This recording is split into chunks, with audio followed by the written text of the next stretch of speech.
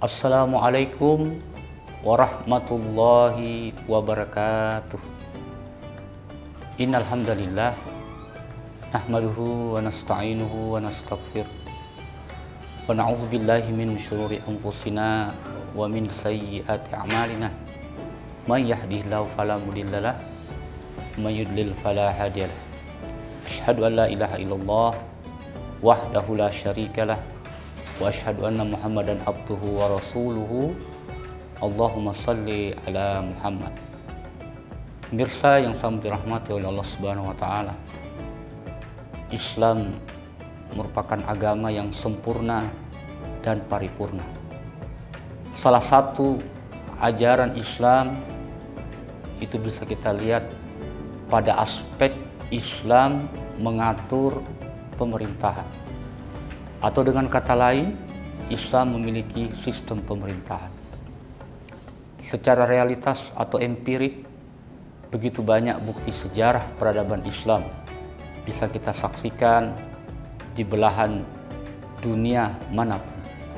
Terkhusus kalau kita melihat misalkan salah satu peninggalan yang tidak bisa kita lupakan, yaitu bagaimana bangunan peradaban Islam itu sampai hari ini bertahan di Turki, di mana disitulah akhir daripada peradaban Islam yang tepatnya tanggal 3 Maret tahun 1924. Pemirsa yang sangat dirahmati Allah Subhanahu wa taala, apatah lagi kemudian kalau kita berbicara secara argumentasi dalil hukum syara. Jelas pemerintahan Islam itu adalah perintah dari Allah Subhanahu wa taala dalam rangka untuk menerapkan seluruh hukum-hukum Allah secara kafah. Oleh Rasulullah pun berkali-kali menyampaikan dalam hadis yang diriwayatkan oleh Muslim, Imam Muslim, Rasulullah Shallallahu alaihi wasallam bersabda, "Kanat Banu Israil tasusuhumul anbiya, kullama halakan nabi halafa nabiyun." Kemudian dilanjutkan lagi, wasatakunul khulafa fayuqsar. Dalam hadis ini disampaikan bahwa ketika kepemimpinan Rasulullah Shallallahu alaihi wasallam berakhir, maka tidak ada lagi nabi.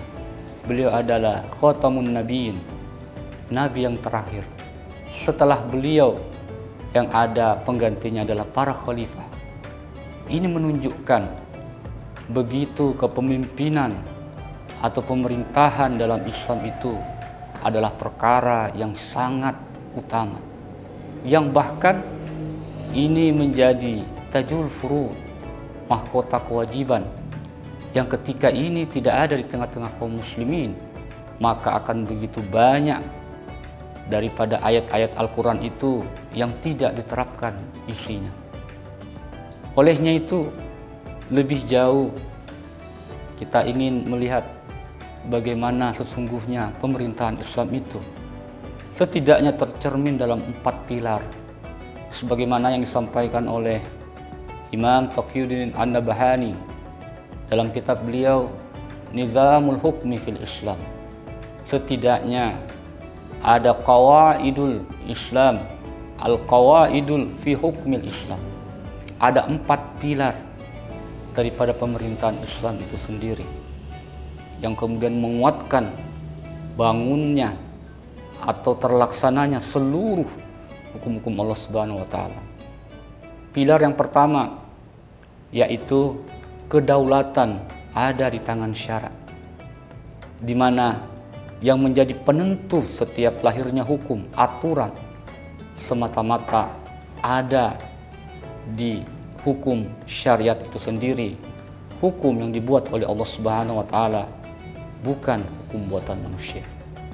Kemudian yang kedua, bahwasanya kekuasaan itu ada di tangan umat. Umatlah yang kemudian punya keinginan, punya kekuatan untuk bagaimana pelaksanaan hukum syariat itu bisa ada di tengah-tengah mereka dengan kekuatan kekuasaan itulah maka bisa diterapkan hukum-hukum Islam. Yang ketiga, pemirsa yang sama berbahagia, yakni mengangkat satu khalifah wajib hukumnya bagi seluruh kaum muslimin. Oleh karenanya di penjelasan lain, ketika ada dua kepemimpinan yang ingin membangun kepemimpinan yang lain, maka itu dianggap sebagai bugot, sebuah pemberontakan. Ya, sehingga syariat Islam sangat mencela perkara tersebut. Wajib hanya punya satu pemimpin untuk seluruh kaum muslimin. Dan yang terakhir, yang keempat, pilar daripada sistem pemerintahan Islam itu sendiri agar betul-betul kokoh, yaitu bagaimana hak untuk melegislasi hukum, mengadopsi hukum itu hanya ada di tangan khalifah.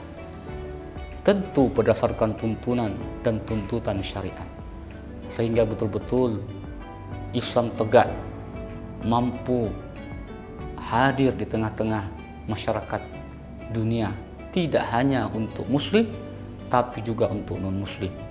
Semoga di bulan suci yang mulia ini, bulan Ramadan yang penuh barokah ini, kita bisa menghadirkan sosok pemimpin, sosok khalifah yang tentunya dengan pemerintahan Islam, dan semoga ini menjadi bulan Ramadan terakhir tanpa kepemimpinan Islam. Demikian, semoga bermanfaat. Billahi fi sabilil haq. Wassalamualaikum warahmatullahi wabarakatuh.